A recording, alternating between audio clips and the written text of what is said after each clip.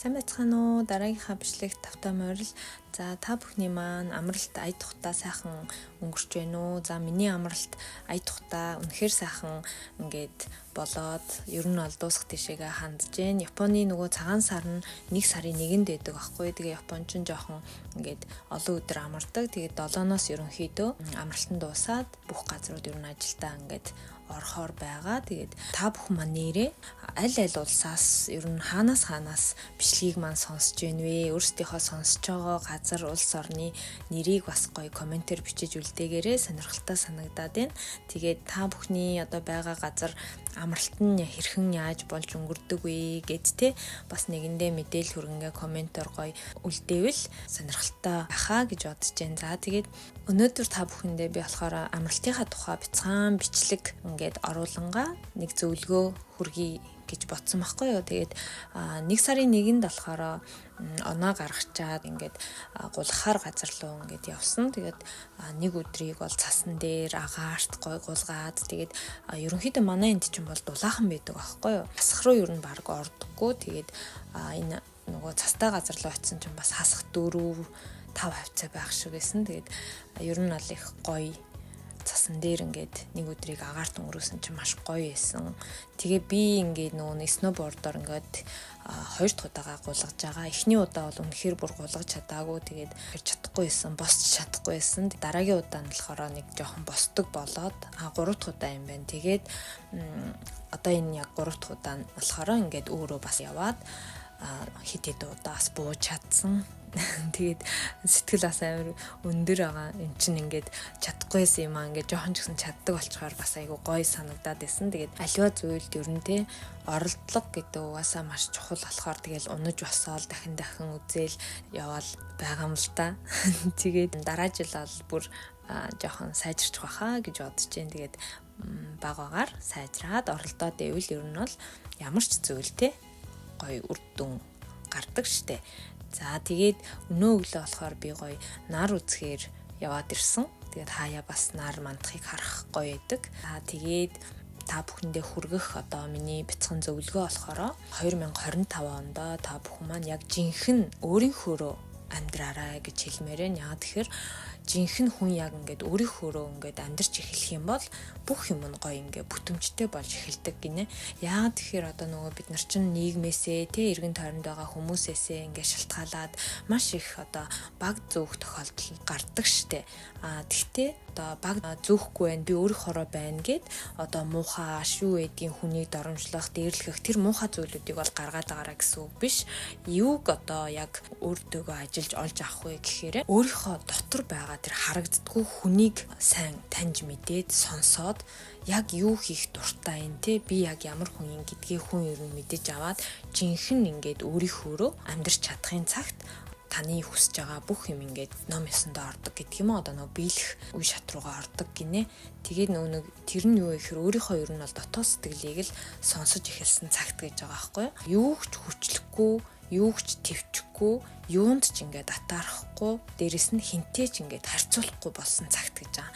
Танд одоо эдгээр зүйлүүдээ ямар нэг юмыг хүчлээд байдаг, ямар нэг юмыг одоо ингээд твчээд амьдраад байдаг, ямар нэг юмд ингээд атаархаад байдаг, хин нэгнтэй өөрийгөө харьцуулаад байдаг, иймэрхүү зүйлүүд ингээд байдаг л бол та яг өөрийнхоороо байж чадахгүй байна гэсэн үг юм байна л та.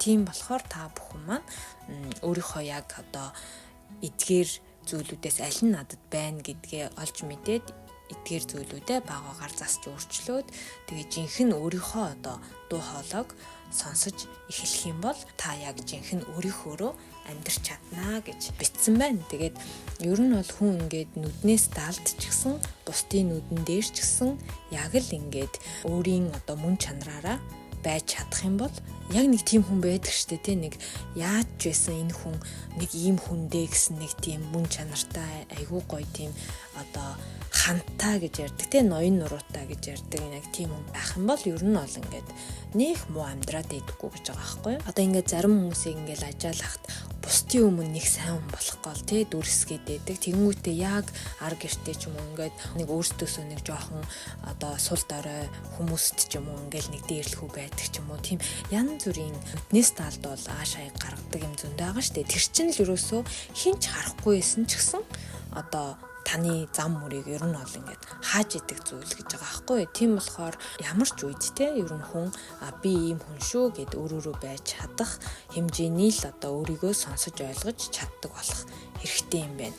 Тэгээд түрүүн бас хэлсэнтэй мэдээж өөрийнхөөрөө байна гэж өөрийнхөө өөрийнхөө тэр сул тал сөрөг одоо зүйлүүдээ ингээл гаргаж хаяад л те уур аашаа би өстө байгаа нь ингээд ах зүйл юусоо огтосоо биш. Одоо үед чинь ер нь бол яаж ч хүн одоо хүсвэл те сайжирч хөгжиж өөрчлөгдөж болохоор болцсон шүү дээ. Тийм болохоор өөрсдийнхөө тэр сул талтаа тэмцэх хэрэгтэй. Надад ийм сул тал байгаа юм байна.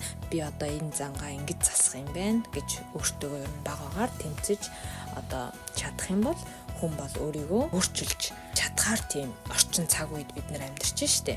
За тэгээд өөрийнхөө юу хийхийг хүсдэг те ямар үед сэтгэл тавгүй болдог, юунд дуртай байдаг, ямар зүйл сэтгэл ханамжтай байдаг гэдэл одоо зөндөл зүйлүүд байгаа штэ. Тэрийгээ бид нар ер нь бол олж мэдээгүй байдаг учраас тэрийгээ олж мэдээд яг жинхэнэ өөрийнхөөрөө та ингээд амьдарч чаддаг л болох юм бол одоо таны өөрийн хүсэж байгаа амьдрал чи ер нь бол тийм хэцүү зүйл биш гэж одоо битсэн байгаа аахгүй. Тэгээд би ч гэсэн бүр энийг сонсоод нэрэл бас яг өөрийнхөө дотоод сэтгэл рүү маш сайн ингэж өнгийж өөртөөгөө маш сайн ярилцаж өөрийнхөө яг би гэдэг хүнээрээ л ингээл яг гоё амьдрах юм байна да. Тэгээд өөрийнхөө одоо буруу зуршил одоо юу гэдгийг те тийм зүйлүүдийг багаагаар засч залруулад те тэгээ ингээд нүдэнд харагдахгүй байгаа би гэдгээ бүгдээрээ мэдэж ойлгох хэрэгтэй юм байна.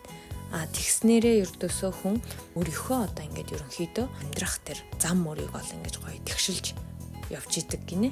Тэгээд ер нь хүн ингээд өөрийгөө хайрлаад ирэхээр эргэн тойрноосоо те өдөөсөө тэгж их юм хүсгээ болцдог гэж байгаа байхгүй юу?